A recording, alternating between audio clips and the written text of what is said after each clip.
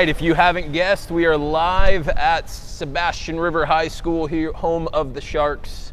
Of course, we have Logan Jefferson, Eli Green, Coach Perry, and Dennis Money Picks Jacob. We'll get to him in a minute. He loves that. Guys, appreciate having us. Let's start with you. You guys are 2-1. What's working for you this season? Believe it or not, it's our old strategy of just running the ball and being a smash mouth offense. Being able to pass when we need to is really helpful because we have a great offensive coordinator right now that knows how to pick the right plays.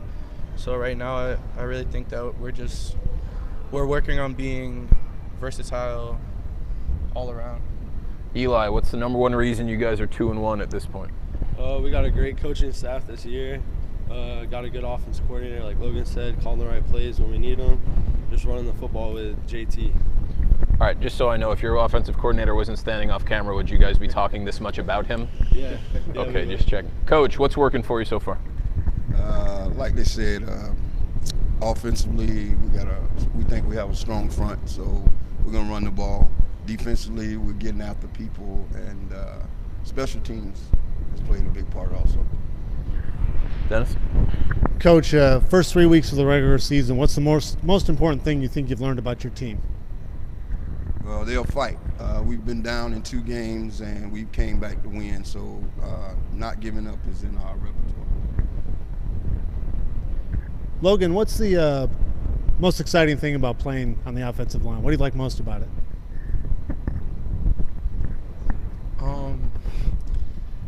I'd gotta say the most exciting thing has to be that we're basically the heartbeat of the offense. We control how the game goes, play by play, just by the energy we bring to the field. Whether it be a pancake or it just be overall just excitement and aggressiveness. You see it. It tends to lead to bigger plays on defense and bigger plays all around. All right, Logan, keep that. We're going to get to know you a little bit better. You wanted to do word association. You said last year I got you in a lot of trouble with your girlfriend because I asked you your celebrity crush. Yeah.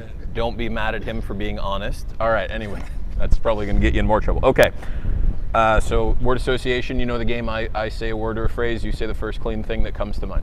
All right. Okay. Coach Perry. Great guy. You got any other adjectives? No, I'm just kidding. Superhero. Spider-Man. Supervillain. Bane. Bane? Bane. Okay. Math class. Boring. Hope you don't need extra credit. Brussels sprouts. Surprisingly good. What? Yeah. Great source of vitamins. Never allowed on the show. Great source of vitamins? What are you? Wind sprints. Hated. Vero Beach. Rival. All right. Eli, let's get to know you a little bit better. Logan picked these for you. So Celebrity Crush might find its way on there. What was your first favorite toy as a kid? I liked Bob the Builder, so the toolbox was my favorite. Bob the Builder toolbox. What was your favorite video game? Growing up, I always liked playing NCAA. Okay, that doesn't exist anymore. Favorite book? Have you ever read a book, first of all? I can. This is taking a while for you to say yes. Have you ever read a book? I've read a book. Okay, all right. What is the favorite book you've ever read growing up? Football Fugitive. Football Fugitives? I don't know who wrote it. Okay. My son would say if you give a mouse a cookie, but he's 6. Favorite team growing up? College or NFL? You pick. NFL, I've always been a Steelers fan. Okay. Favorite song growing up? My Big Green Tractor. Favorite, what was the first team you ever played on? Sebastian River Youth Football. Okay, and question that Logan wants me to ask you that could ruin your relationship. What was your first celebrity crush? Jennifer Lopez. J-Lo. All right, love it. All right, Dennis, what questions you got for these guys? Eli, when you see a guy like Corbin Gibson break one big play after another as he did last week, what goes through your mind, the minds of you and the other offensive linemen?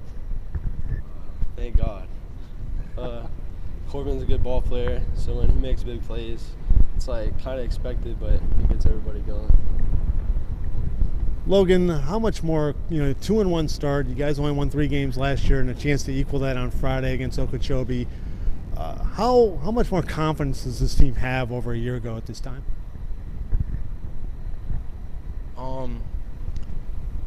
Even though taking the loss during the spring, over the summer, just the regimen that we built and just the hard work that we put in the weight room and in the sand pit and just overall, it's really built the team up, believing that we are stronger than we were last year, and just coming back from behind, even in games that we should have stayed ahead.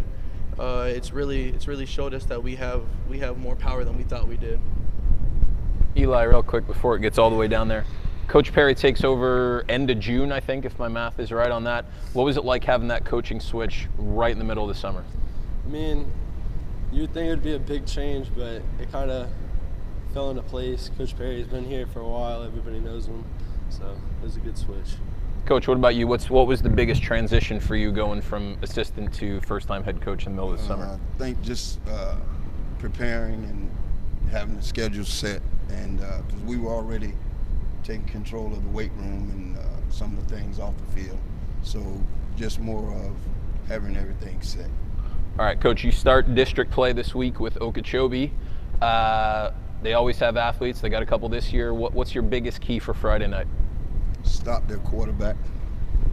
We got to get him stopped. Everything works with him. Eli, what's the number one key for the offensive line? We just got to play smash mouth football. We got to finish our blocks till the whistle blows.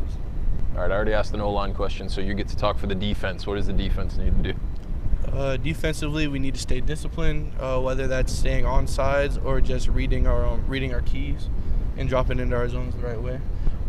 I'm not too worried about the D-line, and our backs are really getting there now. We got a player coming back, so I don't think they're ready for us this week. All right. Money picks, what are you thinking? We're looking for a pick now, are you? Yes. First district game for both teams. I'm a big believer that the first district game is huge if you're going to make a run at the playoffs. Okeechobee's 0-2, still trying to find itself, I think, even though they had a week off. I love the way Sebastian River's playing. A lot of heart. You're seeing it late in games. They don't seem to get discouraged when they fall behind, and that's a great trait to have, especially moving into district play. And I really like the big game that Corbin Gibson had last week. I think that momentum carries on this week. Sebastian River wins this game 28-7. 28-7 Sharks. All right, that's a good pick. I'm good. You know, I really hate agreeing with you. It's one of the things that makes you uncomfortable in life. But I really like the way Sebastian River's playing too, and even the loss out a big Lake Wales team, I don't think was that bad, especially when you consider they had a touchdown called back that Corbin scored. I just think right now Sebastian River has too many playmakers. I think their offense is going to get going. I say 35-7 Sharks take this one, and they start that district season off 1-0. That's my opinion. I hope they're okay with that. Coach Perry is okay with that.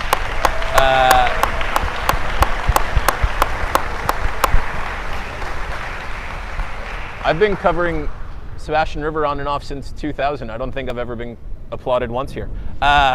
So that was nice. As always, stay with us throughout the week. We'll have plenty for you, plenty more from these guys. And that's it. Stay safe. See you next week. See ya.